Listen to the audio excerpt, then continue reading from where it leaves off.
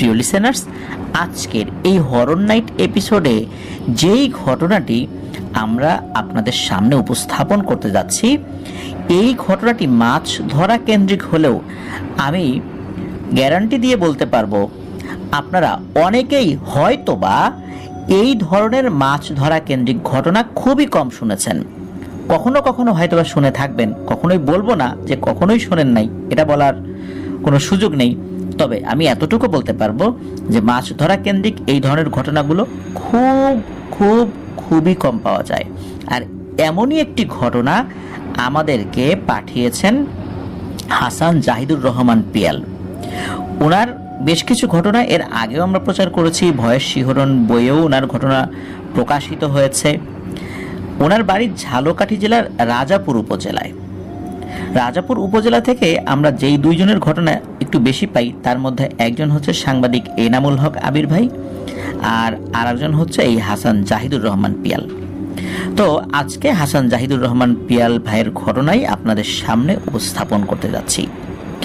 তো ঘটনাটি এই রাজাপুর উপজেলারই কোনো একটা গ্রামে, সঙ্গত কারণে গ্রামের নামটি বলছি না, এছাড়া অন্যান্য যে ব্যাপারগুলো রয়েছে সেগুলো বলছি। মূলত এই ঘটনাটি পিয়াল তার এক বন্ধুর কাছ থেকে সংগ্রহ করেছেন। ওই বন্ধুর পরিবারের সাথেই ঘটে যাওয়া ঘটনা, যেটি এখনো চলমান রয়েছে। কিন্তু সঙ্গত কারণে ওই বন্ধুর নামের অংশ বিশেষ, মানে যত ওই নামটা তো পুরো নামের একটা অংশ বিশেষ উপস্থাপন করা হচ্ছে, যাতে করে নামের সত্যতাটাও বজায় থাকলো এবং ওই লোকটারও কোনো সমস্যা হলো না। তো এভাবেই ঘটনাটি আপনাদের সামনে উপস্থাপন করতে যাচ্ছি।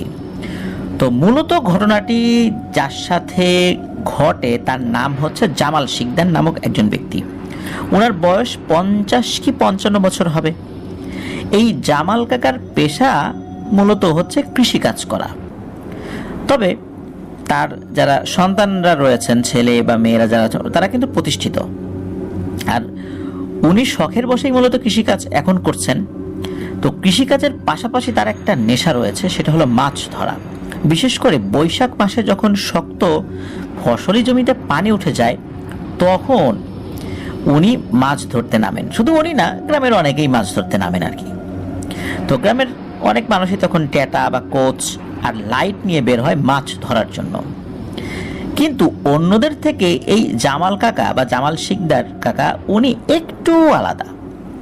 উনি সাথে লাইট নেন ঠিকই, কিন্তু অধিকাংশ সময় লাইট জ্বালান না। অন্যরা এই জামাল কাকাকে অন্ধকারের মধ্যে ফসলি জমির ভিতর কোমর সমান পানির মধ্যে লাইট বন্ধ করে নির্জনে নিঃশব্দে হাঁটতে দেখেছে। হঠাৎ করে তাকে এই ফসলি জমির বিভিন্ন জায়গায় অনেকেই দেখে ভয় পেত।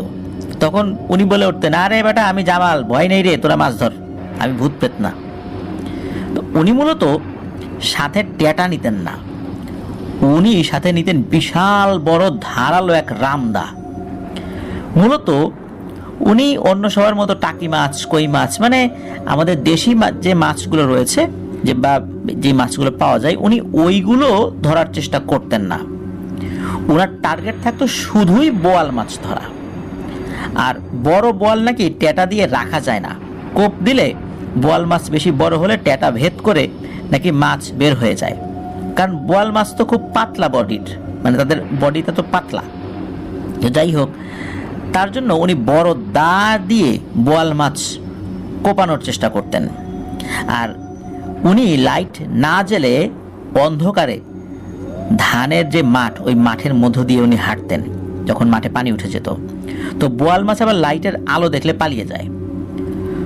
বোয়াল মাছ দলবদ্ধ হয়ে বের হয়, তাই বোয়াল মাছ কাছাকাছি আসলে যারা মাছ মারতে পারদর্শী তারা বুঝতে পারেন, কারণ পানির মধ্যে তাদের ছোটাছুটির একটা অন্য ধরনের নাকি শব্দ পাওয়া যায়। কাছাকাছি গিয়ে লাইট জ্বালিয়ে দেরি করা যাবে না, সাথে সাথে ওই ঝাঁক থেকে যে কয়টা কোপানো যায় আর কি, দা দিয়ে। আর এই জন্য বিশাল বড় ধারালো রামদায়ের প্রয়োজন হয়, উনি সেটাই নিতেন সাথে। আর উনি এই বোয়াল মাছ ধরায় খুবই পারদর্শী। এই কারণে ওনার কিন্তু চারদিকে এই বোয়াল মাছ ধরায় বেশ নাম ডাক রয়েছে। যদি নতুন অবস্থায় কেউ মাছ শিকার করতে এসে রাতের বেলায় বোয়াল মাছের ঝাঁক দেখে বা বোয়াল মাছের ঝাঁকের সে সামনে পড়ে যায়, তাহলে কিন্তু কোনো মানুষ হঠাৎ করে ভয় পাবে। কারণ হচ্ছে যেটা ওই জামাল শিকদার কাকা বলেছিলেন যে এই বোয়াল মাছের মুখটা তো অনেক বড়, সে হা হয়ে নাকি পানিতে সাঁতার কাটে। আর বোয়াল মাছের আকৃতির জন্য নাকি অনেকটা সাপের মতো দেখা যায়। তাদের মুখ এতটাই বড় থাকে যে হঠাৎ করে এটাকে দেখলে মনে হয় এটা রাক্ষস। যাই হোক, তো জামাল কাকা এই বোয়াল মাছ ধরার জন্য তো এলাকায় বেশ পরিচিত। তো এটা মূলত আমরা জামাল কাকার একটা বর্ণনা দিলাম। এবার আসলে আমরা মূল ঘটনাতে চলে যাই। ঘটনাটি ঘটেছিল আজ থেকে প্রায় 7-8 বছর আগে। এই ধরেন যে 2016-17 এরকম একটা সময় আর কি। তো এক বৈশাখ মাসের সন্ধ্যায় জামাল কাকা তার বাড়িতেই অবস্থান করছিলেন। ওই দিন আকাশটা মেঘাচ্ছন্ন আর দমকা বাতাসের সাথে বিদ্যুৎও চমকাচ্ছিল, আর মাঝে মাঝে বজ্রপাতের বেশ শব্দ শোনা যাচ্ছিল। মনেই হচ্ছিল কালবৈশাখী ঝড় ছুটতেও পারে। তাই জামাল কাকা মাছ ধরতে যাবেন না বলে ঠিক করেন। কিন্তু রাত 8টা-9টার দিকে দেখা যায় পরিবেশের বেশ উন্নতি হয়েছে। আকাশে যেহেতু বজ্রপাতের একটা সম্ভাবনা ছিল আকাশ থেকে, আর বেশ মেঘের ডাকও ছিল, তাই উনি ওনার সিদ্ধান্ত পরিবর্তন করেন। আর আগের থেকে অবস্থা উন্নতি হয়েছে, মাঝে মাঝে চাঁদ হঠাৎ হঠাৎ উকি দিচ্ছিল। ওনার নতুন করে সিদ্ধান্ত নেওয়ার পেছনে কারণ হলো, আকাশে যদি মেঘের ডাক থাকে তাহলে নাকি মাছ বেশি বের হয়ে আসে, স্বাভাবিকের থেকে একটু বেশি আর কি। তো শুধু জামাল কাকাই না, ওই এলাকার অনেকেই এটা আন্দাজ করে ওই দিন মাছ ধরতে নামেন ওই ফসলি জমিতে। সবাই ট্যাটা, লাইট, ব্যাগ, প্রয়োজনীয় জিনিস নিয়ে মাছ ধরতে যান। আর জামাল কাকাও তার প্রয়োজনীয় জিনিস যেমন রামদা, লাইট আর ব্যাগ, আর ওনার তো বিড়ি খাওয়ার অভ্যাস ছিল, এই বিড়ি এবং লাইটার, গ্যাস লাইটার আর কি, বা গ্যাস লাইট আমরা যেটাকে বলি। তো এটা নিয়ে উনি মাছ ধরার উদ্দেশ্যে ঘর থেকে বের হয়ে যান। অনেকেই বেশ রাত করেই মাছ ধরতে নামতেন আর প্রায় ফজর পর্যন্ত ধরতেন। জামাল কাকা আবার খুব একটা যে এরকম করতেন তা কিন্তু না, মাঝে মাঝে আর কি ফজর পর্যন্ত ধরতেন। অনেক সময় দেখা যেত ভালো মাছ পেলে উনি ফজর পর্যন্ত অপেক্ষা করতেন না, কয়েক ঘন্টা মাছ ধরে চলে আসতেন। তো মাছের গন বা এটাকে গ্রামীণ ভাষায় গন বলে, এটার বাংলা শব্দ হলো সময়। তো এই মাছের গন বা সময় এই জামাল কাকা কিন্তু বুঝতেন। সেই পরিবেশ দেখেই আন্দাজ করতে পারতেন যে মাছ ধরা পড়া সম্ভব কিনা, বা ধরা পড়লেও কেমন ধরতে পারে। তো উনি মূলত ওই গন বা সময়গুলোতেই মাছ ধরতে বের হতেন, সব দিন কিন্তু উনি বের হতেন না। অনেকেই শুধু যে জামাল শিকদার কাকা বুঝতেন তা না, অনেকে কিন্তু এই গন বা সময় বুঝতেন। প্রতিদিন তো আর রাত জেগে মাছ ধরা সম্ভব না, উনি তো কৃষিকাজ করেন।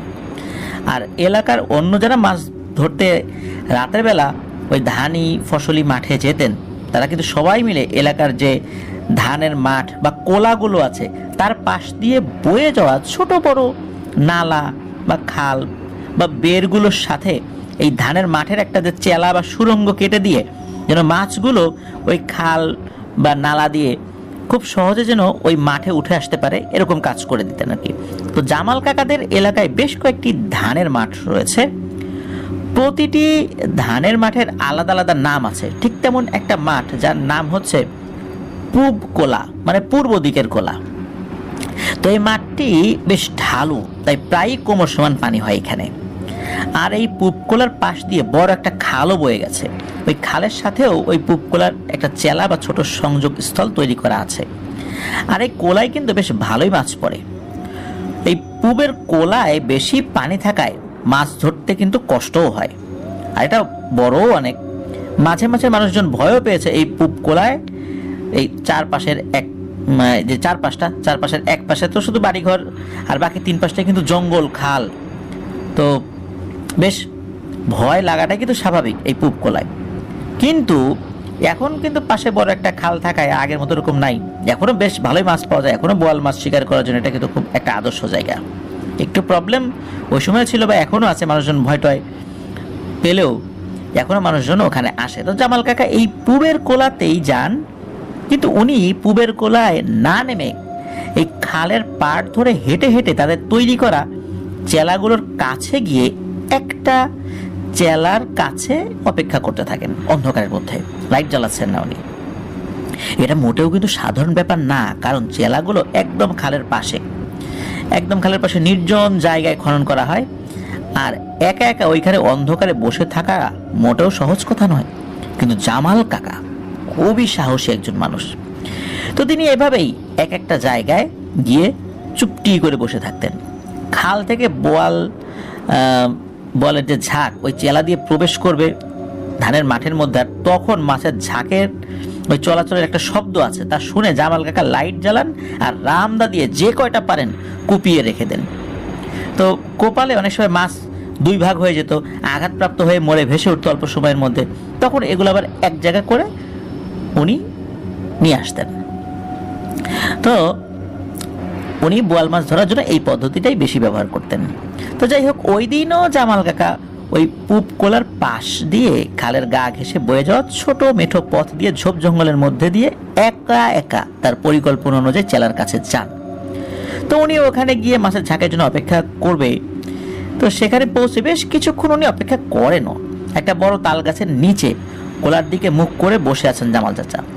তার সামনে কোলা বা ফসলি জমি, আর পেছনে বড় একটা খাল, আর এর মাঝে ছোট একটা মাটির রাস্তা।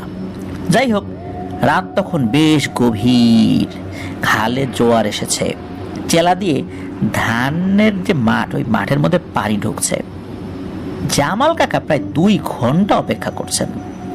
তো উনি ধানের যে মাঠ ওই মাঠের দিকে মুখ করে বসা অবস্থায় তার আশেপাশে বা কাছে দূরে অনেক মানুষকে উনি মাছ ধরতে দেখছেন। আর জামাল কাকা যেই জায়গাটাতে বসে আছেন সেখানে বসে থাকাকালীন ওখানে বেশ কিছু মানুষ যারা একটু কাছাকাছি চলে আসে, তারা কেউ কেউ জামাল কাকাকে দেখেন, কিন্তু জামাল কাকা সবাইকে দেখছেন। সবাই যে জামাল কাকাকে দেখেন তা কিন্তু না, শুধু কাছে আসলেই দেখা যায়। তো মাছ ধরতে ধরতে কয়েকজন তো ওইদিকে এসেছেন, জিজ্ঞেস করেছেন এই ওখানে কে বসা। তখন জামাল কাকা বলে, আমি জামাল, এই বিড়ি খাবি নাকি, আয় বিড়ি খেয়ে যা। তখন কেউ আবার জামাল কাকার সাথে এসে একটু বিড়ি খেয়ে আবার চলে যায়। তো এইভাবে প্রায় 2 ঘন্টা এরকম চলে। তবে 2 ঘন্টার মধ্যে শুধু 2 জনের সাথেই জামাল কাকার কথা হয়েছে, আর জামাল কাকার সাথে তারা একটু গল্প করে বিড়ি খেয়ে চলে গেছে। তো জামাল কাকা কিন্তু অনেককেই দেখছেন, কিন্তু তাদেরকে কিন্তু কাছে ডাক দেন নাই, আর তারা বেশি কাছাকাছি ওইভাবে আসেনও নাই, আর অনেকেই বুঝতেও পারেন নাই যে জামাল কাকা এখানে বসে আছেন। তো যাই হোক, তাদের এলাকার এক যুবক যার নাম হচ্ছে সুলাইমান, সেও মাছ ধরতে প্রায় জামাল চাচার কাছে চলে এসেছিলেন। তো জামাল চাচাকে দেখে তখন ওই সুলাইমান জামাল চাচাকে বলে ওঠে, ও জামাল ভাই, তুমি এখানে কখন আসলা? তোমাকে তো ধানের মাঠের ওই দিকটাতে চেলার কাছে বসে থাকতে দেখে জিজ্ঞেস করলাম যে এই মাথায় আসবা কিনা, তখন তুমি তো বললা যে না, আর এখন দেখি তুমি এখানে চুপটি করে বসে আছো, বলো নাকি? তো জামাল চাচা তখন সুলাইমানকে বলে, এ বেটা তুই কি বলিস রে, আমি তো এইখানেই বসা 2 ঘন্টা ধরে, তুই বেটা আমারে ওইদিকে দেখছো, এটা কিভাবে সম্ভব? তো সুলাইমান আবার হেসে বলে, জামাল ভাই মজা করো, তুমি মাছ পাইছো তো আমাদের জানাবা না, লুকাইতেছো। এখানে লুকানোর কি আছে, তুমি তো ভালো মাছ ধরতে পারো, বল মাছ ধরতে আমরা জানি, বুঝি সবই বুঝি, আমাদেরকে বলতে চাচ্ছ না। এই বলে ওই হেসে দিয়ে সুলাইমান চলে যায়। তবে কথাবার্তার মধ্যেই একটা বিড়িও খেয়ে নিয়েছে জামাল কাকার কাছ থেকে সুলাইমান। তো জামাল চাচা এইভাবে বেশ মজাই করলেন, বিষয়টা মজা হিসাবেই নিলেন। উনিও ভাবলেন সুলাইমান হয়তোবা তার সাথে মজা করেছে। তো যাই হোক, জামাল কাকা কিন্তু ওই দিন ছোট একটা বোয়াল মাছ পেয়েছিলেন। তারপর উনি আর বেশি দেরি করেন নাই, তার শরীরটাও খুব একটা ভালো লাগছিল না। উনি বাড়ি যাওয়ার জন্য রওনা করেন। তো উনি হেঁটে হেঁটে ওই বাড়ির রাস্তা দিয়ে যখন ওই একটা মাছ নিয়ে যাচ্ছিলেন, তখন এলাকার একজন মানুষের, তার নাম হচ্ছে ইদ্রিস খলিফা, ওই ইদ্রিস খলিফা নামের এক প্রতিবেশী চাচার সাথে দেখা হয়। দেখা হলে এটা একটু কথাবার্তা হয় আর কি। তখন ইদ্রিস খলিফা বলেন যে, জামাল, তোমার বড় বোয়াল মাছটা বিক্রি করবা ভাই, আমার মেয়ে জামাই আসবে কালকে, ওদের জন্য একটা মাছ কিনতে হবে। তো সেই কথা ভেবেই আজ মাছ ধরতে আসছিলাম, কিন্তু পাইলাম তোমাকে। যাই হোক, তুমি তো বড় মাছ পাইছো, তো আমাকে ওইটা দাও, আমি ভালো দাম দিব না, তোমার যেটা দাম হয়। তাছাড়া কয়টা মাছ পাইলা? শুনলাম যে বেশ ভালোই মাছ পাইছো, বড় মাছটা কিন্তু আমাকে দিবা। এসব কথা শুনে তো জামাল চাচা বলে ওঠেন, ইদ্রিস ভাই, আমি মোটে একটা বোয়াল মাছ পাইছি, তাও ছোট একটা, এই যে দেখেন আমার হাতেই আছে। তো শরীরটা ভালো লাগতেছে না, তাই চলে যাচ্ছি বাসায়। তখন ওই ইদ্রিস খলিফা বলে ওঠেন, তুমি যে কি বলো জামাল মিয়া, এটাকে একটা কথা বললা? যাই হোক, তুমি মাছ আমাকে বিক্রি করবা না, না বললেই হয়। কিন্তু আবার জামাল কাকের উত্তরে বলে ওঠেন, আরে কি বলো এটা, তোমার মেয়ে জামাই আসবে আর আমার কাছ থেকে তুমি মাছ নিবে, আমি তোমার কাছে আবার সেটা টাকা নিবে, হয় নাকি? এই যে না, ওই ছোট বলটা নিয়ে যাও। তো এইটা শোনার পর ওই ইদ্রিস খলিফা বলেন, কি বলো মিয়া, কোলার দক্ষিণ দিকে বসে 5 বা 6 কেজি ওজনের বোয়াল মাছ মারছো, এখন আমারে বলো এই ছোট মাছ তুমি ধরছো, এরকম আমার বিশ্বাস করতে হবে? তো জামাল চাচা বলে, আরে না না, আমি তো খাল পাড়ে বসাছিলাম। তো জামাল চাচা উনি চিন্তা করছেন যে কি ব্যাপার, এই ইদ্রিস খলিফা কি বলে, আমি 5-6 কেজি ওজনের মাছ ধরছি মানে?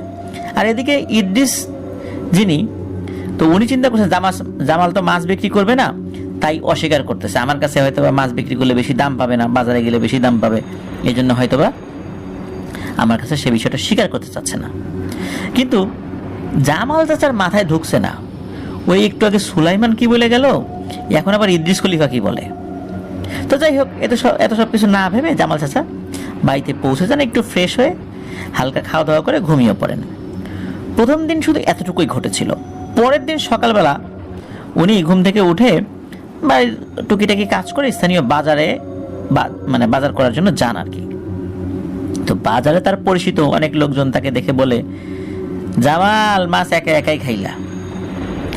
সে এসব কথার তেমন উত্তর না দিয়ে মনে মনে একটু রাগ করেন আর বলেন যে একটা মাত্র ছোট বোয়াল মাছ মারছি, তা নিয়ে এত কথাবার্তা বলতেছে, আল্লাহ জানে এর থেকে বড় বোয়াল মাছ তো কতই মারছি, কিন্তু সেগুলো নিয়ে এত কথা হইল না, কিন্তু এই ছোট একটা বোয়াল ধরছি, কেন যে এত কথা হচ্ছে তা তো আমার বোঝা যাচ্ছে, বোধগম্য হচ্ছে না, আল্লাহ ভালো জানে। জীবনে আরো কত বড় বড় বোয়াল মাছ মারলাম, কেউ এত কথা বললো না, এই ছোট্ট একটা বোয়াল নিয়ে মানুষের এত আগ্রহ কেন হইল, আর এত কথা আমাকে কেন শোনাচ্ছে, এটা তো আমার মাথায় ধরে না। তো যাই হোক, কি করেছে এই জামাল চাচা, উনি একটা দোকানে চা খাওয়ার জন্য ঢুকেছেন। তো তাকে দেখে ওই চায়ের দোকানি তাকে বলে ওঠে, ও জামাল ভাই, শুনছি কালকে ভালোই মাছ মারছেন, তো ওইগুলো কি বিক্রি করে দিছেন? জামাল চাচা বলে, আরে মিয়া, তুমিও এসব কথা কও, আমি আগে জানলে আমি তোমার দোকানেই ঢুকতাম না, যে তুমিও আমার এইসব নিয়ে টিটকিরি করতেছো। কালকে মোটে একটা মাছ পাইছি, তাও ছোট একটা, বেশিটা পর্যন্ত ছিলাম না, আর তোমরা এগুলো কি বলা করতেছো, যেখানে যাই সেখানে এই টাইপের কথাবার্তা। তো চায়ের দোকানদার তাকে বলে, রাগ করেন না জামাল ভাই, গ্রামের মানুষ এগুলো বলা করতেছে, তা শুনে আমি আপনাকে জিজ্ঞেস করছি। যাই হোক, এখন বুঝলাম তারা হয়তো মজা করে এগুলো বলছে। তবে জামাল ভাই, আপনার মাছ ধরার ঘটনাটা নিয়ে কেউ হয়তো গুজব ছড়িয়ে দিয়েছে, তা না হলে কিন্তু মানুষ এই বিষয়টা নিয়ে এমনভাবে কথা বলছে, তাদের মুখ দেখে কিন্তু আমার কাছে মনে হয় নাই যে তারা মজা করতেছে বা ইয়ার্কি করতেছে। যাই হোক, বাদ দেন, চা খান। তা জামাল চাচা চা খেয়ে বাজার নিয়ে বাড়ির পথ ধরেন। আর ওনার সুলাইমানের উপরে খুব রাগ হয়েছে, কারণ হচ্ছে সুলাইমান তাকে মাছ ধরতে দেখেছে, আর সুলাইমানই হয়তো এই গুজবটা ছড়িয়ে দিছে। তো প্রতিমধ্যে আবার সুলাইমানের সাথে দেখা হয়। তো জামাল চাচা তাকে একটু রাগের সরে বলে, নেই বেটা সুলাইমান, তুই এসব কি বলিস? গ্রামের সবাই আমাকে মাছের কথা জিজ্ঞেস করে, আমি কোথায় কালকে বড় বড় মাছ পাইলাম, 5-6 কেজি ওজনের বোয়াল মাছ পাইলাম, কোথায় পাইলাম? তখন সুলাইমান বলে, না ভাই, আমি তো সব বলি নাই, তবে মোটামুটি কিন্তু অনেকেই দেখছে যে আপনি অনেক বড় বড় মাছ পাইছেন, তারাই তো এসব বলি করছে। তো এইসব বলে সুলাইমান চলে যায়। জামাল চাচা এই সামান্য বিষয় নিয়ে আর বাড়াবাড়ি না করে বাড়িতে চলে আসেন। বাড়িতে এসে দেখেন তার বড় ছেলে বেশ বড় একটা মাছ কাটছে। তো উনি জিজ্ঞেস করেন, কিরে, মাছ কই ফেলি, কখন ধরলি?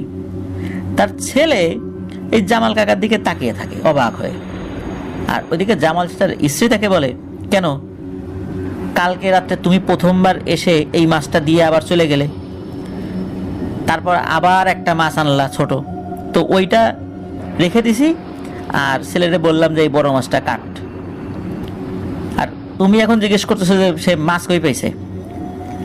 জামাল চাচা এইসব শুনে মাথায় হাত দিয়ে বসে পড়েন। তার স্ত্রী ছেলেরা তার কাছে সে বলে যে কি হয়েছে। তখন জামাল চাচার এই কি মানুষজন কথাবার্তা বলছে, বাজারে গিয়ে কি হয়েছে, চায়ের দোকানে কি হয়েছে, সুলাইমানের সাথে কি হয়েছে, এই সমস্ত কথাগুলো বলেন। এবং জামাল চাচা এটাও বলেন যে সত্যিকার অর্থেই জামাল চাচা নাকি মাত্র একটা ছোট বোয়ালই পেয়েছেন, আর মূলত ওই ছোট বোয়ালটি তার স্ত্রী আবার রেখে দিয়েছে, আর বড়টা কাটতে বলেছে তার ছেলেকে। তার ছেলেও মাছ কাটতে খুব পারদর্শী, কারণ মাছ ধরে তো রেগুলার। এই সমস্ত কথা শুনে আর জামাল চাচার যেই এক্সপ্রেশন বা তার অভিব্যক্তি, এটা দেখে পরিবারের সবাই বিশ্বাস করেন যে আসলেই অন্যরকম কিছু একটা ঘটেছে। কে দিয়ে গিয়েছিল রাতের বেলা জামাল চাচার রূপ ধরে এই বড় বোয়াল মাছটি? তারা সবাই বুঝতে পারেন, গ্রামের মানুষ কিন্তু ভুল কিছু বলে নাই, কিছু তো একটা ঘটতেছে যেটা জামাল চাচা ধরতে পারতেছেন না। তারা ওই যে বড় মাছটা যেটা নিয়ে বসেছিল, ওই মাছটা না খেয়ে তারা ফেলে দেয়, আর ছোট মাছ যেটা রেখে দেওয়া হয়েছিল ওটা কেটে রান্না শুরু করেন। তো জামাল চাচা এবং তার পরিবারটা এই বিষয়টা এড়িয়ে যাওয়ার চেষ্টা করেন, যাতে গ্রামের মানুষ খুব একটা কিছু বুঝতে না পারে যে ওনার সাথে এই ধরনের ভয়ানক ঘটনা ঘটেছে, তাহলে মানুষজন হাসাহাসি করবে। এমনিতেই তো মানুষ বিভিন্ন সময় হঠাৎ করে তাকে দেখে ভয় পেত, এখন এই ধরনের ঘটনা ওনার সাথে ঘটা শুরু করেছে, বিষয়টা একটু হাস্যকর হয়ে যায় না? তো যাই হোক, এরপর সে বেশ কয়েকদিন আর মাছ মারতে যান নাই, তার কৃষিকাজের কাজ নিয়ে একটু ব্যস্ত হয়ে পড়েন। আর উনি তো যে মাছ ধরার যেই গুণ বা সময় ওটা তো বুঝতেন, তো উনি কয়েকদিন মাছ ধরতে না যাওয়ার কারণ ছিল হচ্ছে জোয়ারের গুণ বা সময় শেষ, এখন ভাটা লেগেছে, তাই পূবের কোলা সহ আশেপাশের কোলাগুলোতে পানি ঢুকছে না, আর পানি না ঢুকলে মাছও আসে না। এসব মিলে উনি কয়েকদিন মাছ ধরতে যান নাই আর কি। প্রায় 10 থেকে 15 দিন পর আবারও পানিতে ধানের মাঠ সহ বেশ কিছু রাস্তাঘাটেও বেশ পানি জমেছে আর কি, বা পানি উঠেছে, আর বেশ মাছও তখন উঠবে। তো ওই চিন্তা থেকে জামাল চাচার যে মাছ ধরার নেশা, সেই নেশায় তো আর উনি লাগাম টেনে ধরে রাখতে পারেন নাই। আবার উনি মাছ ধরতে ওই পূবের কোলায় গিয়েছেন। রাত তখন 12টারও বেশি বাজে। তবে এবার তিনি তার ছেলেকে সাথে নিয়ে গিয়েছেন। তার ছেলে হাতে ট্যাটা, আর জামাল চাচার হাতে বিশাল এক রামদা, আর ছেলের হাতে একটা লাইট, জামাল চাচার হাতে একটা লাইট, বাপ বেটার হাতে 2টা লাইট, আর একটা ব্যাগ নিয়ে বাপ বেটা মাছ ধরতে নেমে যান। ওই দিনও পূবের কোলায় অনেক মানুষ মাছ ধরতে নেমেছিল। তো জামাল চাচা তার নির্দিষ্ট যে স্থানগুলো আছে সেগুলোর কাছে গিয়ে অপেক্ষা করতে থাকেন, আর তার ছেলেকে বলেন যে বাবা, তুই আশেপাশের কোলায় লাইট মেরে মাছ ধর, দেখ দেশি মাছ পাস কিনা, তবে বেশি দূরে যাস না, কিন্তু কাছাকাছি থাকিস। তখন তার ছেলে কোলার মধ্যে নামে আর মাছ ধরার কাজে লেগে যায়। তো মাছ ধরতে ধরতে তার এক বন্ধুর সাথে দেখা হয়ে যায়, সেও মাছ ধরতে নেমেছে। তারা বেশ কিছুক্ষণ গল্প করে, আর মাছ ধরতে ধরতে বেশ কিছুটা দূরে ওই কোলার মাঝে চলে আসে। বেশ কিছুক্ষণ পর তার ছেলে দেখে যে সে অনেকটা দূরে চলে এসেছে। তখন সে তার বন্ধুকে বলে, এই তুই যা, আমার আব্বা তো ওইদিকে আছে, একা একা আছে, আমি ওই দিকটাতে যাই। তো বন্ধুর কাছ থেকে বিদায় নিয়ে সে আবার তার বাবার দিকে এগিয়ে আসছে। তো সে তার বাবার কাছে আসার জন্য হাঁটা শুরু করেছে। তো পানির মধ্যে কোমর সমানের সময় পানি ছিল, খুব দ্রুত কিন্তু হেঁটে আসা যায় না কোমর সমান পানিতে। তারপর সে চেষ্টা করছে দ্রুত আসার জন্য। তো সে যখন কাছাকাছি পৌঁছায় তখন সে দেখে তার বাবার মতো একজন শুয়ে আছে একটা উঁচু জায়গায়, যেখানে পানি নাই, মনে হচ্ছে যেন ঘুমিয়ে আছে। আর ঠিক তার বাবার চেহারার মতোই, একদম বেশভূষা একদম তার বাবার মতো, সে বড় বড় বোয়াল মাছ ধরার চেষ্টা করছে। বেশ বড় একটা বোয়াল মাছের ঝাঁক উঠে এসেছে ওই চেলা দিয়ে, ওইগুলোতে সে মাছ ধরার চেষ্টা করছে। আর কিছু কিছু মাছ সে কুপিয়ে রেখেছে, যেটা পানিতে ভাসছে। এটা হলো তার ছেলে দেখছে। সে এসব দেখে তো হতভম্ব হয়ে যায়। কে যে তার বাবা এইটা সে বুঝতে পারছে না, ঠিক করতে পারছে না যে আসলে কে ওখানে যে শুয়ে আছে সে তার বাবা, না যে মাছ ধরছে সে তার বাবা। সে চিন্তা করে, আচ্ছা আমি কি ভুল দেখতেছি? সে আবার চোখ মুছে ভালোভাবে তাকিয়ে দেখে যে না, সে যে ভয়ানক বিষয়টা দেখছে আসলেই তাই ঘটছে। সে বাকরুদ্ধ হয়ে তাকিয়ে আছে। একসময় মাছ ধরতে থাকা তার আব্বার মতো দেখতে ওই লোকটি তাকে দেখে একটা কথা বলে। সেটা হলো, এই এদিকে আমার সাহায্য কর। একদম স্বাভাবিকভাবে তার বাবা যেভাবে ডাকে ওইভাবেই। তো সে তার কথা মতো এগিয়েও যায়। এখন সে কি করবে তা নিজেও বুঝতে পারে না। তো ওই জিনিসটার ধরা মাছগুলো ব্যাগের ভিতরে সে রাখছে আর কি। সে দেখতে পায় তার বাবার মতো দেখতে ওই যে শুয়ে আছে, ঘুমিয়ে আছে, যে লুঙ্গি পরা, তার লুঙ্গিটা একটু এলোমেলো হয়ে আছে। তখন ওই মাছ ধরতে থাকা জিনিসটা বলে, এ বেটা ভয় পাস না, যা তোর বাপের কাছে যা, তোর বাপের কাপড় টাপড় ঠিক করে দে, আর আমি তোর কোনো ক্ষতি করব না, তোর বাবারও কোনো ক্ষতি করব না, তোর পরিবারেরও কোনো ক্ষতি করব না, আগেও করি নাই, এখনো করব না, ভবিষ্যতেও করার কোনো ইচ্ছা নাই। তোর বাবা অজ্ঞান হয়ে পড়ে আছে, এই মাছের ঝাঁক ওঠার সময় তোর বাপ আমাকে দেখে ফেলে, আর তখনই সে ভয় পায়। তো মূলত তুই তো তোর বন্ধুর সাথে কথা বলতে বলতে অনেক দূরে চলে গেছিস, তোর বাবা একা একা এত কিছু সামলাতে পারতেছে না, তখন তোকে সে বারবার ডাক দিচ্ছিল, তুইও তো শুনতে পাস নাই। এখন তোর বাপ মাছ ধরতে আসলে আমিও কিন্তু আসি, কিন্তু দেখা দেই না, কারণ ও ভালো মাছ পায়, আমি আবার বোয়াল মাছ খেতে খুব পছন্দ করি। তোর বাবা যখন দেখলাম যে একা একা সামলাতে পারছে না, তখন আমি নিজের অজান্তেই তোর বাবার রূপ ধরেই চলে আসি, তাড়াহুড়ো করে। তোর রূপ ধরে যে আসবো এটা আমি বুঝতে পারি না, আমি ভুল করে তোর বাবার রূপ ধরে তোর বাবার সামনে চলে আসছি। এইটা দেখে তোর বাবা পানির মধ্যেই অজ্ঞান হয়ে গেছে, তখন আমি দ্রুত তাকে তুলে ওইখানে রেখে আসছি, যা তোর বাপের কাছে যা। মূলত তোর বাপ মাছ ধরার সময় অনেকগুলো বোয়াল মাছ কোপায়, তো সবগুলো তো সে তো হিসাব করে রাখে না সে কয়টা মাছ কুপিয়েছে, সে এসবে ব্যস্ত থাকে। তখন আমি সুযোগ বুঝে আমার খাওয়ার জন্য একটা মাছ নিয়ে চলে যাই। আমি বহুদিন ধরে তোর বাবার সাথে আছি, এভাবে মাছ খাই, কিন্তু কখনো কোনো ক্ষতি করি না। তুই চিন্তা করিস না, যা তোর বাবার কাছে যা, তোর বাবার কাছে থাক, এই মাছগুলো তোল, আমি সাথে গিয়ে তোর বাবাকে আর তোকে বাড়ি পর্যন্ত পৌঁছে দিয়ে আসবো, তোদের কোনো ভয় নেই। তো এখন এই ছেলেটা কি করবে, সে তো মানে বুঝতেই পারতেছে না কি বলে। এরকম একটা মাছ খেকো দেও বা মেছো দেও কথা বলছে তার সাথে, একদম তার বাবার মতো করে। ওইদিকে তার বাবা পড়ে আছে ওইখানে, মানে ওর তো মাথায় কিছু কাজ করতেছে, আমি কি দেখতেছি। এখন ও অজ্ঞান হয়ে যাবে ভাব, তখন আবারও ওই জিনিসটা তাকে বলে, এই ছেলে ভয় পাস না, আবারও বললাম তো ভয়ের কিছু নাই। আর শোন, তোর বাবাকে হুজুর কবিরাজ দেখানোর দরকার নাই, তোর বাবা এমনিতেই দেখবি যে কালকে ভালো হয়ে গেছে, বুঝছি। এখন আর তোর মাথা কাজ করবে না, চল তোদেরকে বাড়ি পর্যন্ত দিয়ে আসি।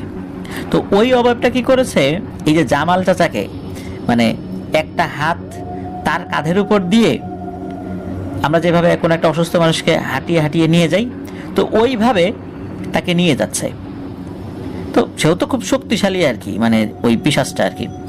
এদিকে এই জামাল চাচার ছেলে পিছন পিছন হাঁটছে, আর ওই পিশাচটা তার বাবাকে নিয়ে সামনে সামনে নিয়ে যাচ্ছে। জামাল চাচার ছেলের হাতে টর্চ লাইট আছে, সে কিন্তু টর্চ লাইট জ্বালাচ্ছে না, ওই পিশাচটা জ্বালাতে মানা করেছিল।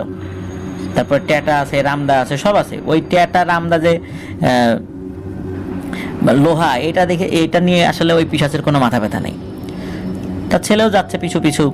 একটা সময় বাড়ির কাছাকাছি চলে আসে, তখন ওই পিশাচটা বলে, যা এখন তোর বাবাকে তুই কষ্ট করে নিয়ে যা, আমি এখন আর ভিতরে ঢুকবো না, অন্য মানুষজন আছে, এখন আর আমি যাব না। তো একটু চেষ্টা করিস, চেষ্টা করলেই তোর বাবার জ্ঞান ফেরত আসবে। তো এই জামাল কাকার ওই ছেলের নাম হচ্ছে পারভেজ। তো পারভেজ তারপরে বাকিটা পথ, মানে অল্প একটু পথ, মানে বাড়ির উঠানেই চলে আসছিল আর কি। তোর বাবাকে ঘরে নিয়ে যায়, নেওয়ার পরে জ্ঞান ফেরানোর চেষ্টা করা হয়, তো তার জ্ঞান ফেরে। তো জামাল চাচাকে যখন তার ছেলে পারভেজ এই বিষয়গুলো খুলে বলে, তো জামাল চাচা তো খুবই অবাক হন। এদিকে জামাল চাচার স্ত্রী যে, সে চিন্তা করেন যে একটা হুজুর ডাকতেই হবে বা কবিরাজ ডাকতেই হবে। তখন আবার পারভেজ নিষেধ করে যে না, ওই অবয়বটা নিষেধ করেছে, এটা করা যাবে না। তখন জামাল চাচাও বলেন যে তার স্ত্রীকে যে অপেক্ষা কর, আগে বুঝে নেই কি করা উচিত, হুট করে কোনো কিছু করা ঠিক হবে না। মনে হচ্ছে ভালো জিনিসই পিছু লাগছে, চাইলে তো আগেও আমার ক্ষতি করতে পারতো, যেহেতু আগেও কখনো আমার সামনে আসে নাই, আর হুট করেই মূলত ওই সময় চলে আসছিল, তা আমার মনে হয় না কোনো ক্ষতি হবে। তো এই জামাল চাচা তখন পরিবারকে বলেন যে এইবার বুঝতে পারছি আসলে ঘটনাটা কি, ওই রাত্রে কি হয়েছিল। ওই অভাবটাই আমার রূপ ধরে মাছ টাছ ধরছে হয়তো বা, তো মানুষজন ওইটা দেখছে আর ভাবছে যে আমি মাছ পাইছি। আর বিষয়টা যাতে একটু ধামাচাপা পড়ে যায়, আমার রূপ ধরে তোমার কাছে এসে একটা বড় মাছ দিয়ে গিয়েছিল। তো যাই হোক, তার স্ত্রী এক প্রকার জোরাজুরি করা শুরু করে যে হুজুরের কাছে নিয়ে যাওয়া দরকার। এটা কিন্তু আবার পরদিন সকালবেলা আর কি, পরদিন সকালবেলা নাস্তা করতেছিল, তখন তার স্ত্রী বলছে ওই সময় ওই দিনের বেলাতেই হঠাৎ করে মোটা গলায় কিছু একটা শুনতে পায় তারা। মনে হচ্ছে ওই ঘরের বেড়ার পাশ থেকে মোটা গলায় কেউ একজন বলছে, আরে জামাল, তোর ঘরের বউ তো খুবই চালাক, তোদের আমি কোনো ক্ষতি করলাম না, উল্টো কিভাবে তোদেরকে উপকার করা যায় আমি সেই চেষ্টা করতেছি, কিভাবে মাছগুলো দাবড়িয়ে তোর কাছে নিয়ে আসা যায় আমি সেই চিন্তা করতেছি।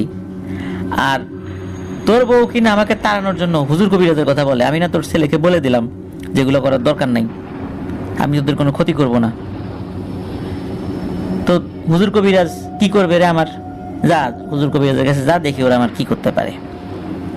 তো ওই সময় জামাল চাচা আবার সাহস করে উত্তর দেয় যে তুমি যেই হও না কেন আমার বউর কথা কিছু মনে করো না, আমি কোনো হুজুর কবিরাজের কাছে যাব না।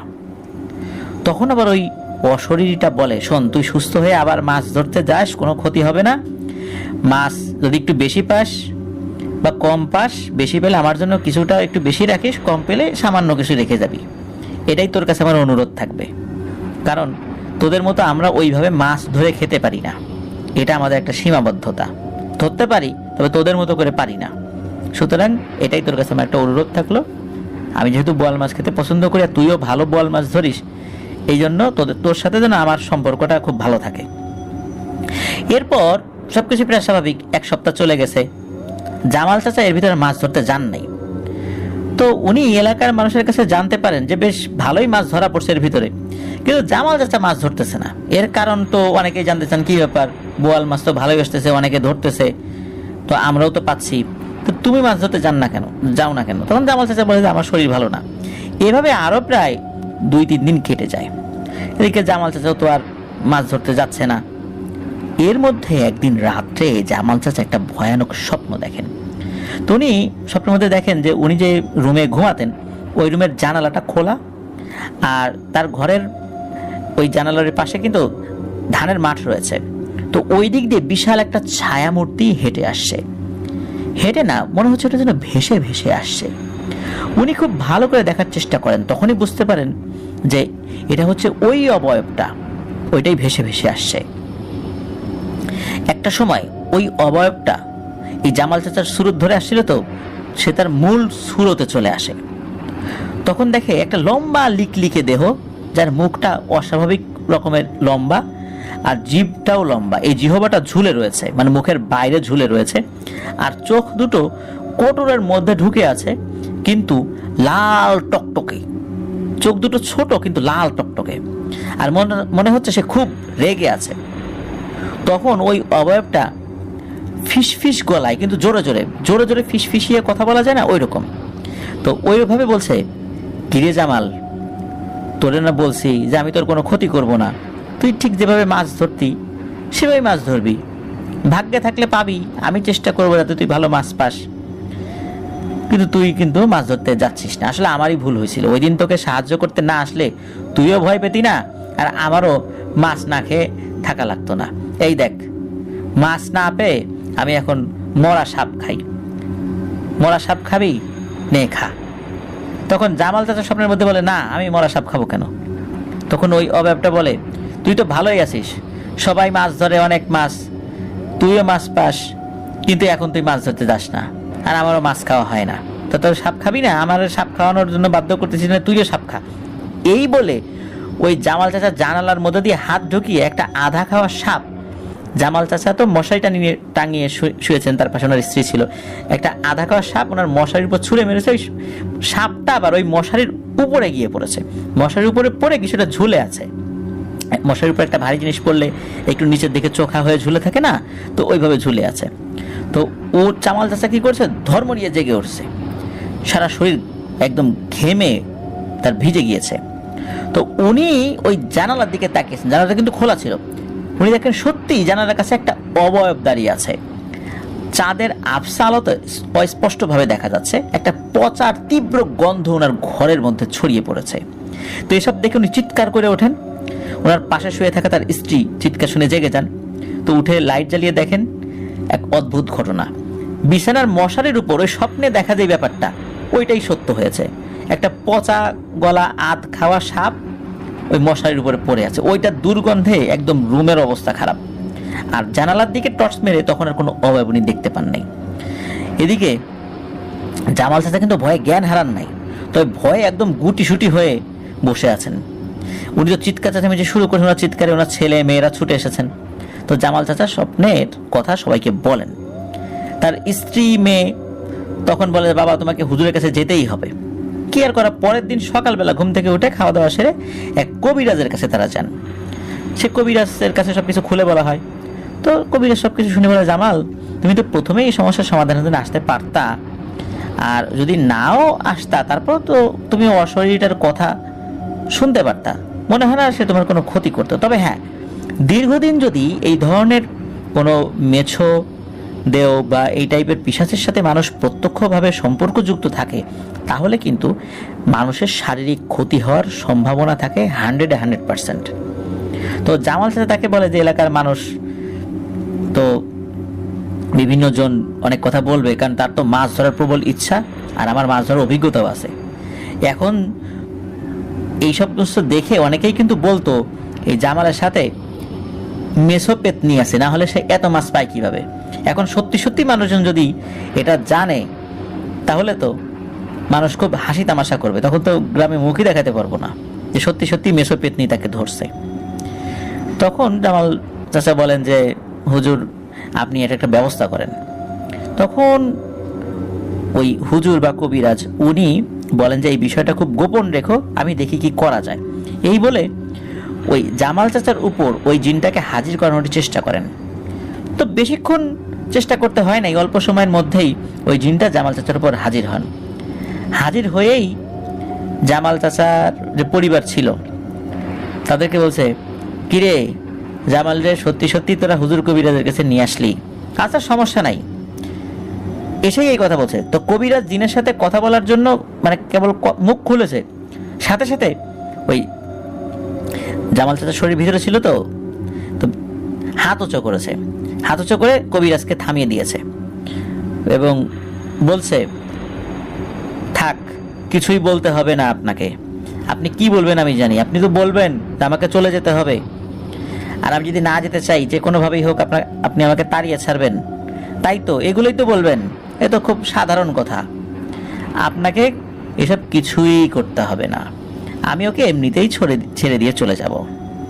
তবে এই জামালের পরিবার তোরা শুনে রাখ, এতদিন কিন্তু এই জামালকে অনেকবার আমি হাতের মুঠোয় পেয়েছি, কিন্তু কখনো কোনো ক্ষতি করি নাই। আমার মতো আরও পিশাচ ওই বিলে আছে, তারা ক্ষতি করার চেষ্টা করলেও আমার কারণে ওরা ক্ষতি করতে পারে নাই। কিন্তু মনে রাখিস, আমি জামালের কাছে আর কখনোই আসবো না, কিন্তু জামাল যেন আমার কাছে কখনো না আসে। আমি জামালের কাছে আসবো না, কিন্তু জামাল যদি আমার কাছে আসে তাহলে মনে রাখবি ওর জীবন কিন্তু শেষ। আমি চলে গেলাম। এই বলেই ওই মেছো পিশাচটা চলে যায়। হুজুর কিছু কথা বলারই সুযোগ পায় নাই।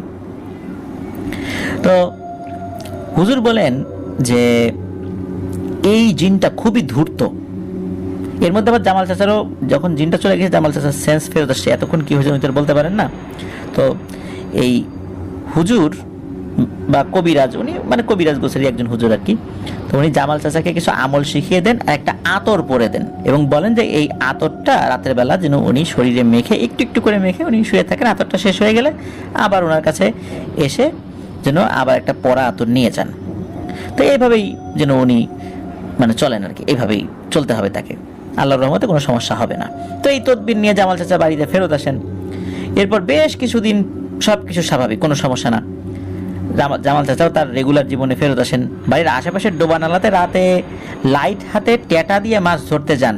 ওই যে আগের মতো ওই রামদা নিয়ে ওইভাবে যেতেন না, এটা হুজুর নিষেধ করেছেন। পরিবারের সদস্যরাও তাকে খুব কঠোরভাবে নিষেধ করেছেন, এই জন্য উনি যান না। তো জামাল চাচা মাছের সিজনে তার বাড়ির সাথে ওই যে যেহেতু ধানি মাঠ রয়েছে, ওখানে চিন্তা করছে ছোট্ট একটা মাছের আড়ত দেব, যারা মাছ ধরে আমার কাছে এসে মাছ বিক্রি করে যাবে, পরে এই সবগুলো মাছ একসাথে বাজারে নিয়ে পরে আবার বড় আড়তে বিক্রি করব। তাতে আমার মাছ ধরার নেশাটাও টিকে থাকলো, আর আমারও পুকুরের মধ্যে নামা লাগলো না বা এই খালের মধ্যে নামা লাগলো না। উনি এই চিন্তা করেছে। তো উনি এই চিন্তা অনুযায়ী কাজ শুরু করেছেন। উনি যারা মাছ ধরতো, অল্প হোক বেশি হোক, পাইকারি ভাবে উনি কিনে নিতেন, আবার পরের দিন বাজারে পাইকারি দরে বিক্রিও করতেন। মোটামুটি লাভ হচ্ছিল ওনার, এভাবে ভালোই দিন কাটছিল। এভাবে প্রায় 2 বছর কেটে যায়। হঠাৎ একদিন রাতের বেলা জামাল চাচা তো ওই রাতের বেলায় আড়তে বসে থাকতে হয়, কারণ অনেকে মাছ ধরে ওই আড়তে এসে বিক্রি করে যায়, এগুলো কিন্তু সব রাতের বেলায় হয়, দিনের বেলা খুব একটা হয় না। তো আড়তে বসে আছেন, ওই দিন আবার তেমন মাছ টাছ আসেনি, মানে মানুষজন মাছ টাছ নিয়ে খুব একটা আসে না ওই দিন। ওই দিন মানুষ টুকটাক যতটুকু মাছ পেয়েছে ধরে বাড়িতে নিয়ে গেছে। এদিকে এবার বাইরে থেমে থেমে বৃষ্টি হচ্ছে, বিদ্যুৎ চমকাচ্ছে, মাঝে মাঝে ছোট ছোট বজ্রপাতের আওয়াজও শোনা যাচ্ছে। চাঁদের আলো তেমন একটা নেই, বেশ থমথমে পরিবেশ। তো গভীর রাত্রে জামাল চাচার আড়তে একজন আগন্তুক আসে। তার হাতে একটা লাইট আর কোমরের কাছে গুজে রাখা একটা টেটা, ছোটখাটো একটা টেটা, আর 2 ব্যাগ মাছ। তো মাছগুলো বিক্রি করলে কেমন দাম পাবে তা ওই লোকটা জানতে চান। তখন জামাল চাচা ওই মাছগুলো তাকে দেখাতে বলেন। তো ওই আগন্তুক তাকে মাছ দেখান। তো জামাল চাচা তখন তার গ্রাম কোথায়, নাম পরিচয় ইত্যাদি জিজ্ঞেস করে, কারণ ওনাকে আবার আগে জামাল চাচা কখনো দেখেননি। তো ওই লোকটি ভালোভাবে কোনো উত্তর দেয় না, তবে সে এতটুকু বলে, আমার বাড়ি দূরে, আপনি আমাকে ওইভাবে চিনবেন না, আমি এই এলাকায় বেড়াতে আসছি, তো শরীর খারাপ লাগছে আর মাছও ভালো পাইছি, তো বাড়ি তাড়াতাড়ি চলে যাই চিন্তা করলাম আর কি। তো জামাল চাচার কথা না বাড়িয়ে মাছ দেখে একটা দাম বলেন, ওই লোক আর কথা না বাড়িয়ে ওই টাকাটা নিয়ে চলে যায়। তো জামাল চাচা চিন্তা করেন বেশ ভালোই লাভ করেছেন, কারণ বেশ কম দাম, তো আসলে শুরুর দিকে তো কম দামই বলতে হয়, পরে বার্গেন করে আসলে দাম একটা লেভেলে এসে ফিক্সড হয় আর কি। তো উনি প্রথমে যে দাম বলেছেন সেটাই দিয়ে দিয়েছেন। এই চিন্তা করে জামাল চাচা খুব খুশি, এটা পরের দিন বাজারে আরো বেশি দামে বিক্রি করতে পারবো আর কি। তো এভাবে নাকি প্রায়ই ওই আগন্তুক আসতো আর কম দামে জামাল চাচার কাছে মাছ বিক্রি করে দিত। জামাল চাচাও মনে মনে ওই আগন্তুকের অপেক্ষায় থাকতেন, কারণ তার কাছ থেকে কম দামে মাছ কেনা যায়। সে মনে হয় একটু বোকাশোকা, মাছের দাম সম্পর্কে অতটা অবগত না। তো ওই আগন্তুক নাকি সপ্তাহে 2 থেকে 3 দিন আসতো।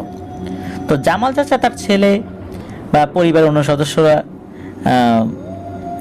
যারা আছেন, তো তাদের কাছে এই বিষয়টা বলছিলেন যে একজন আগন্তুক আসে, কিন্তু জামাল চাচার ছেলে বলে, কই, আমিও তো তোমার সাথে দীর্ঘ সময় থাকি, আমি তো কখনো এরকম লোকরে দেখলাম না, কখন আসে, কে আসে? তখন জামাল চাচা বলে, আরে নিয়ে এলো এই এলাকার মেহমান, এই জন্য খুব একটা চিনিস না, আর লোকটার টাকার সমস্যা তো, তাই মনে হয় চুপচাপ এসে মাছ বিক্রি করে।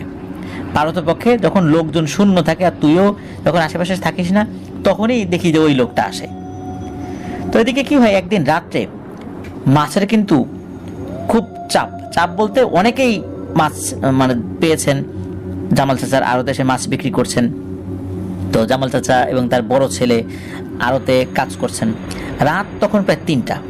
হঠাৎ আড়তের সাথে লাগোয়া এই ধানি যে মাঠ রয়েছে, এই মাঠের মধ্য দিয়ে জামাল চাচার নাম ধরে কেউ ডাকছে, ও জামাল, ও জামাল, এভাবে ডাকছে। তো জানতে চাইলে জামাল চাচা দূর থেকে বলে, কে রে, এখান থেকে ডাকে কে? তখন ওই লোকটা বলে, ও ভাই, আমি ওই যে মাছ দিয়ে যাই। তো তার পরিচয় দিছে যে আমি যে আপনার কাছে মাছ বিক্রি করি। তখন জামাল চাচা চিনতে পান তার গলা শুনে। তখন আবার উনি দূর থেকে বলছে, আরে আপনি কোথায় ছিলেন? আপনার কথা তো অনেক মনে করছি, আপনি এখনো আসলেন না, কতজন মাছ বিক্রি করে গেল। তখন ওই ভেতর থেকে ওই দূর থেকেই ওই জামাল চাচাকে ওই আগন্তুক বলেন যে, ভাই একটু আগায় আসেন না, আমার মাছের বোঝাটা বেশ ভারী আর শরীরটাও ভালো লাগতেছে না, আমার একটু সাহায্য সহযোগিতা করার দরকার, এইটা বয়ে আমি একা নিয়ে যেতে পারবো না, আপনি একটু আগায় আসেন। তো এই কথা শুনে ওই জামাল চাচা তার ছেলেকে বলেন যে, এই বাপ যা তো একটু আগায় যায় নিয়ে আসে। তখন ওই লোকটা বলে, না না, আপনার ছেলেটা আসতে বলেন না, আপনি আসেন, ওরা আমি চিনি নাকি, আরও পোলাপান মানুষ, ও কি করবে, আপনি আসেন। তখন জামাল চাচা 7-5 না ভেবে ওই আগন্তুকের কাছে গিয়েছেন। এদিকে জামাল চাচার ছেলেও কিন্তু ওই আগন্তুকের গলার স্বর শুনেছেন তখন, ওই প্রথমবারের মতো, এর আগে কিন্তু কখনো তাকে দেখেনও নাই, তার কথাবার্তার শব্দও শুনেননি। তো জামাল চাচার ছেলে আলোতে বসে আছে, এদিকে 5 মিনিট যায়, 10 মিনিট যায়, 30 মিনিট চলে যায়, না, জামাল চাচাও আসে না, ওই আগন্তুক আসে না। বলতো ওই আগন্তুককে এগিয়ে আনার জন্যই তো জামাল চাচা ওদিকে এগিয়ে গিয়েছিলেন। এদিকে যেই জায়গা থেকে ডাক এসেছিল, ওই শব্দটা এসেছিল, ওখান থেকে কিন্তু হেঁটে আসতে সর্বোচ্চ 5 মিনিট লাগার কথা, হেঁটে যেতেও 5 মিনিট লাগার কথা, এতক্ষণ তো লাগার কথা না। জামাল চাচার বড় ছেলে লাইট নিয়ে সামনের দিকে আগায়, কোথাও তার বাবার হদিস নাই। দূরে একটা লাইটের আলো দেখা যাচ্ছে, বোঝা যাচ্ছে ওখানে কেউ মাছ ধরছে। তখন জামাল চাচার ছেলে চিৎকার করে বলছে, এই কে ওখানে? তখন সে আবার তার পরিচয় দেয়। তখন বলে যে আমার আব্বাকে দেখছো? তখন সে আবার ওইখান থেকে রিপ্লাই দেয়, বলে না দেখি নাই তো।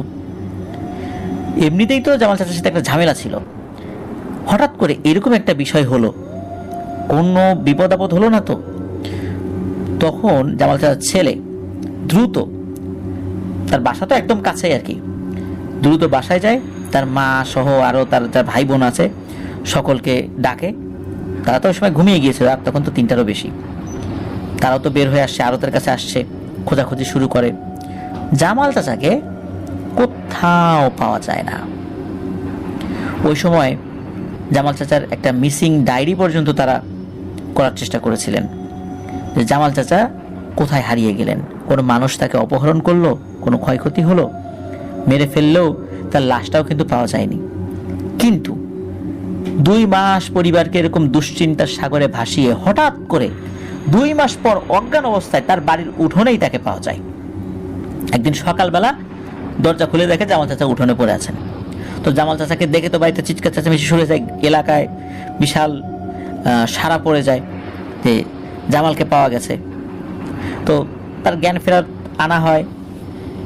শুরুর দিকে প্রায় 1 সপ্তাহ উনি বেশ অস্বাভাবিক ছিলেন, অনেকটাই অস্বাভাবিক ছিলেন। আস্তে আস্তে আস্তে আস্তে উনি স্বাভাবিক হন আর কি। তখন হুজুর কবিরাজকে দেখেও একটু ঝাড়ফুঁক করানো হয়। তো একটু সুস্থ হওয়ার পর জামাল চাচার মুখ থেকে শোনা যায় যে ওই দিন রাত্রে আসলে কি ঘটেছিল। ওই দিন রাতে ওই আগন্তুকের ডাকে সাড়া দিয়ে তার কাছে গিয়েছে, গিয়ে নাকি দেখে সত্যি তার হাতে বড় বড় 2টো মাছের ব্যাগ। তো জামাল চাচা তার কাছে যাওয়ার পরে ওই আগন্তুক জামাল চাচাকে দেখায় যে ওই দেখো ওই পাশে মনে হচ্ছে ওই বোয়াল মাছের একটা ঝাঁক আসছে সাঁতার কেটে, মনে হলো যে এখনই ওই চেলার মধ্যে ঢুকে গেল, চলো মাছটা ধরি। তো জামাল চাচা আর ওই 2জন, ওই যে আগন্তুক, এই 2জনই ওই দিকটাতে গিয়েছেন। তো জামাল চাচা ওই চেলার মধ্যে উকি দিয়ে দেখে সত্যি ওইখানে প্রায় 40 থেকে 50টা বড় বড় সাইজের বোয়াল, মনে হচ্ছে এটা একটা বোয়ালের খনি। তো ওই চেলার মধ্যে মাথা ঢোকানো অবস্থায় একটু ভেতর দিকে জামাল চাচা আরো একটা অস্বাভাবিক জিনিস দেখেন। উনি দেখেন একটা বড় হলুদ ধরনের ব্যাঙ বসে আছে, আর ওই ব্যাঙটা হঠাৎ অস্বাভাবিক আওয়াজ করে মুখ থেকে লালা বের করে, আর তাকে মুখ আর ওটার মুখের মধ্য দিয়ে একটা আশ্চর্য পাথর বের হয়ে আসে যেটা চকচক করছিল। আর তখন ওই পাথরের রংটাও বিভিন্ন সময় পরিবর্তন হচ্ছিল, মনে হচ্ছে একটা পাথর ওর ভিতরে লাইট আছে, কখনো নীল, কখনো হলুদ, কখনো লাল, এরকম হচ্ছে। তো মুরব্বীদের মুখ থেকে শুনেছে যে ব্যাঙের লালার সাথে লাল নামক নাকি এক ধরনের মূল্যবান জিনিস থাকে, যেটাকে ব্যাঙের মণি বলা হয়, ওই এলাকায় লাল বলে। তো মনে করছে এইটাই হয়তো ওইটা। যখনই ওই জিনিসটাকে উনি হাত দিয়ে ধরতে গিয়েছেন, তখনই ওই ব্যাঙটা তাকে একটা কামড় দেয়। কামড় খেয়ে জামাল চাচা কিছু সময় অজ্ঞান ছিলেন। কতক্ষণ অজ্ঞান ছিলেন উনি খুব একটা নিজে বুঝতে পারেন নাই। যখন তার জ্ঞান ফেরে তখন দেখেন যে ওই যে আগন্তুক, তার খবর নাই, কিন্তু উনি ওই একই জায়গায় আছেন, মানে উনি যেই জায়গাতে ছিলেন সেখানেই আছেন। তো উনি কি করছেন, হাঁটতে হাঁটতে ওনার বাড়িতে ফেরত আসছেন। তো বাড়িতে ফেরত এসে উনি সবকিছুই দেখতে পান, কিন্তু কোনো মানুষজন পশু পাখি কিছুই দেখেন না। সেভাবে তাকে হয়তো বা সবাই খুঁজতে গেছে, এই জন্য দেখা যাচ্ছে না। তো উনি পরিবারের সন্ধানে বের হন, কিন্তু না, কোথাও কেউ নেই। এভাবে সকাল হয়ে যায়, উনি আজানেরও শব্দ পান না, পাড়া প্রতিবেশী কাউকেই দেখতে পান না, একদম শুনশান, চারদিকে একটা পাখি ডাকারও শব্দ নাই। উনি তো বেশ বিচলিত হয়ে যান এবং আগের কথাগুলো ভাবতে থাকেন। তো উনি বুঝতে পারেন নিশ্চয়ই উনি এক মায়ার জগতে চলে আসছেন, এবং এই কাজটা করেছে ওই জিন। এই জিনের প্রভাবে উনি কোথাও ফেসে গেছেন। উনি তো চিৎকার দিয়ে সাহায্য চান না আল্লাহর কাছে, জোরে জোরে ওই জিনকে উদ্দেশ্য করে বলেন যে তার ভুলের জন্য সে অনুতপ্ত, ক্ষমা চায়। সে সারা জীবন ওই জিনের জন্য মাছের যোগান দেবে, তাকে যেন শেষবারের মতো ক্ষমা করে। আর তখন তার সামনে একটা অবয়ব আসে। ওই অবয়বটার হাতে মাছের নাড়ি ভুঁড়ি ছিল, যা সে খাচ্ছিল। তার চেহারা ছিল একটা পানিতে ডুবে যাওয়া মৃত মানুষের চেহারা যেমন ফ্যাকাশে হয়, ঠিক ওই রকম। চোখ দুটো যেন রক্ত লাল, চুলগুলো উস্কো খুস্কো, এবং অনেক ভয়াবহ তার চেহারা। কিন্তু এই জামাল চাচা সে ভয় ডর ফেলে ওই অবয়বটার কাছে ক্ষমা চায়। সে তাকে আবারও বলে সে যতদিন বাঁচবে ওই জিনের মাছ খাওয়ার ব্যবস্থা করবে, তবুও যেন তাকে তার স্বাভাবিক জীবনে ফিরিয়ে দেওয়া হয়। সেও ওই জিনকে বলেন যে আমি এখন কিছুই ভয় পাচ্ছি না, আমি তোমাকে দেখেও ভয় পাচ্ছি না, তুমি চাইলে আমাকে মেরেও ফেলতে পারো। তোমার ভয়ঙ্কর রূপ আমার জন্য এখন আর তেমন কোনো ভয়ের ভাব উদ্রেক করছে না, কারণ আমি যেখানে আছি এখানকার নীরবতার যে ভয়ঙ্কর রূপ আমি দেখছি, যে একাকিত্ব, অসহায়তা, এখানে তোমার চেহারার এই ভয়াবহ রূপ সবকিছুই আমার কাছে পানসে হয়ে গেছে। তখন উনি আরো ওই জিনকে বলেন যে আমাকে যদি মেরেও তুমি ফেলো তাহলেও আমার লাশটা তুমি আমার বাড়িতে দিয়ে এসো, যেন আমার ধর্ম অনুযায়ী দাফন কাফন করা হয়। আমার চিরচেনা মানুষগুলো তারা যেন জানতে পারে যে আমার কি হয়েছে। আমি এই অসহায়ত্ব আর সইতে পারছি না।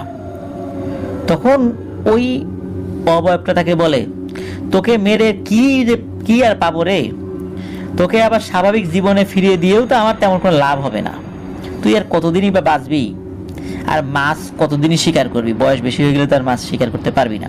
তখন জামাল চাচা বলে যে আপনি যতদিন বেঁচে থাকবেন, আমার পর আমার ছেলেরা, তারপর তার ছেলেরা, এভাবে বংশ পরম্পরায় ধারাবাহিকভাবে আপনি যতদিন চাইবেন তারা মাছ শিকার করলে তাদের সাধ্য অনুযায়ী আপনাকে ভাগ দেবে, আর আমিও আমার সন্তানদেরকে এই বিষয়ে ওসিয়ত করে যাব, এর কোনো নড়চড় হবে না বলে আমি কথা দিলাম। তখন ওই অশরীরটা বলে আচ্ছা এটাই তোর শেষ সুযোগ, আমি চাইলে তোকে মারতে পারি কিন্তু মারবো না, তুই কিন্তু এর আগেও আমাকে আমি যেটা নিষেধ করেছিলাম সে কথা শুনিস নাই, রাখিস নাই, তারপরও তোর কথা আমি বিশ্বাস করলাম, আমি তোকে মারবো না, কিন্তু তুই যদি কথা না রাখিস তাহলে কিন্তু এর থেকেও ভয়াবহ অবস্থা হবে, মনে রাখিস। জামাল চাচাও বলেন আমি কথা রাখবো ইনশাল্লাহ। এরপর ওই জিনটা একটা অদ্ভুত নামে কাউকে ডাকেন, কি যে নাম এটা আসলে জামাল চাচা খুব একটা মনে করতে পারেন নাই। দেখেন যে কয়েকবার ডাক দেওয়ার পর ওই সেই ব্যাঙটা, হলুদ রঙের ব্যাঙটা লাফিয়ে লাফিয়ে ওই জিনের কাছে আসলো, আর ওই ব্যাঙটাকে বলে এই জামালকে কামড় দে। ওই ব্যাঙটা লাফিয়ে এসে জামাল চাচার হাতে কামড় দিলেন, কামড় দেওয়ার সাথে সাথে উনি অজ্ঞান হয়ে গেলেন। এরপর হুঁশ ফিরতেই তাকে নিজের বাড়িতে পড়ে থাকতে দেখেন। উনি যখন জ্ঞানে আসেন তখন উনি জানতে পারলেন উনি প্রায় 2 মাস নিখোঁজ ছিলেন। এই অল্প সময়ের মধ্যে 2 মাস চলে গেছে। জামাল চাচা কিন্তু এখন ভালো আছেন, সুস্থ আছেন, উনি এখনো মাছ ধরতে যান। উনি যখনই মাছ ধরতে যান তখনই নাকি ওই অশরীরীর জন্য কিছু মাছ রেখে যান। আমরা অশরীরী শব্দটা ইউজ করি, আসলে যারা এই ধরনের জিন তারা কিন্তু অশরীরী নয়, তাদের শরীর আছে, কিন্তু আমরা একটা প্রতিশব্দ ইউজ করি অশরীরী। অশরীরী মানে যার শরীর নাই, আমাদের মতো শরীর নাই, এই অর্থে আমরা অশরীরী শব্দটা ব্যবহার করি, কিন্তু তাদের শরীর আছে, তাদের মতো আছে। তো যাই হোক, জামাল চাচাও তার ছেলেদেরকে এই বিষয়গুলো বলেছেন। তার ছেলেরা পরবর্তীতে তার এই ওসিয়ত পালন করবেন, তার ছেলেরাও এই বিষয়ে তার বাবাকে কথা দিয়েছেন। এভাবেই চলছে, সবাই ভালো আছে আলহামদুলিল্লাহ। কিন্তু জামাল চাচার অরিজিনাল যেই গ্রামের ঠিকানা বা অরিজিনাল অবস্থানটা, এই অবস্থানটা আমরা বলতে অপারগ, বললে জামাল চাচার কোনো সমস্যা হতে পারে। এই জন্য আমরা এক্স্যাক্ট কিছু লোকেশন জানলেও সেই বিষয়টা এড়িয়ে গিয়েছি, জামাল চাচার কথা ভেবে, তার পরিবারের কথা ভেবে। প্রিয় লিসেনার্স, কেমন লাগলো মাছ ধরা কেন্দ্রিক এই ঘটনাটি? আশা করছি এই ধরনের ঘটনা আপনারা অনেকেই কম শুনেছেন। আমি শুরুতেই বলেছিলাম যে এই ধরনের ঘটনা খুব একটা পাওয়া যায় না। ধন্যবাদ জানাচ্ছি হাসান জাহিদুর রহমান পিয়ালকে, দারুণ দুর্দান্ত একটি ঘটনা আফনান দ্য হরর ওয়ার্ল্ডের লিসেনারদের জন্য পাঠিয়েছেন, এই কারণে বিশেষ বিশেষ ধন্যবাদ। প্রিয় লিসেনার্স, আমাদের চ্যানেলে এখনও যারা সাবস্ক্রাইব করেননি তারা দ্রুত সাবস্ক্রাইব করে ফেলবেন প্লিজ, আর লাইক বাটনটা প্রেস করে দেবেন, আমাদের এই ভিডিওর লিঙ্কটাও শেয়ার করে দেবেন।